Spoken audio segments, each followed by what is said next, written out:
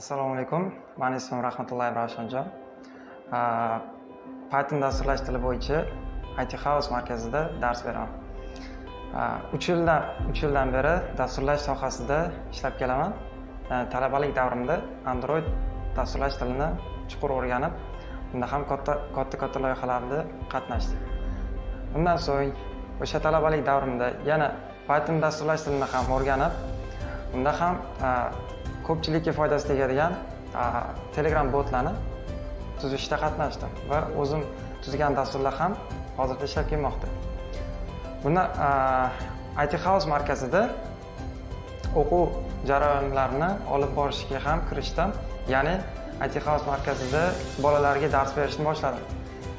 Shuni anglab yetdimki, inson bir bilimni boshqalarga ham ulashganda xuddi shu insondan yana ko'paytirishni imkoni tug'ilar ekan va bu narsa menga yanada ko'proq ruhiyat bag'ishladi va ko'proq shu bolalarni qiziqtirishga harakat qilishim kuchaydi menda.